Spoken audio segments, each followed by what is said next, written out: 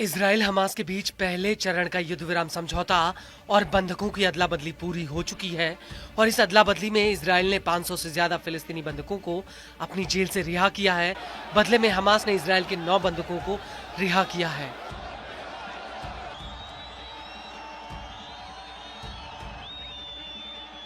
लेकिन हमास को इस अदला बदली का बहुत बड़ा फायदा हो रहा है।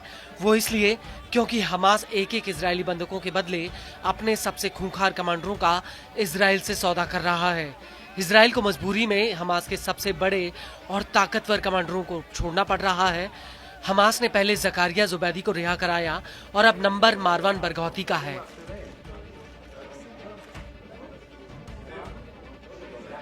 जी हाँ, हम बात कर रहे हैं फातह के वरिष्ठ नेता मारवान बरगौती की, जो साल 2002 से ही इजराइल की जेल में बंद हैं।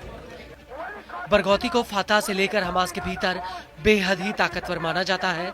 अगले चरण की अदला बदली में हमास बरगौती की रिहाई की मांग कर सकता है, लेकिन फिलहाल इजराइल उसकी रिहाई के मूड में नहीं है, क्योंकि इजराइल को इस बात का एहसास है कि अगर उसने बरगौती को रिहा किया तो वो इजराइल के लिए कितनी बड़ी मुसीबत बन सकता है।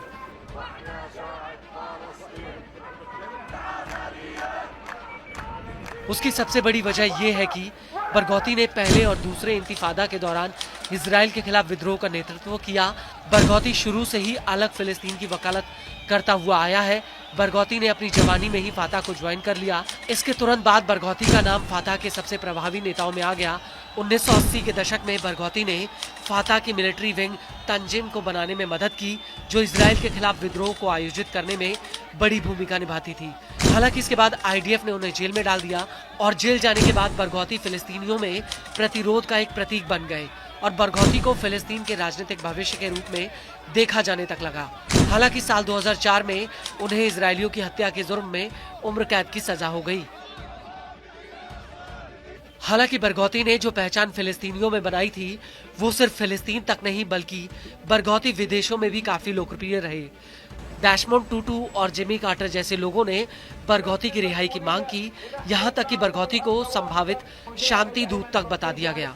बरगौती ने फातह, हमास और इस्लामिक जिहाद को एक बैनर के नीचे लाने का काम किया और फिलिस्तीनी भी इस बात को मानते हैं कि वो बरगौती ही है जो अकेले दम पर सभी फिलिस्तीनी दड़ों को एकजुट कर सकते हैं।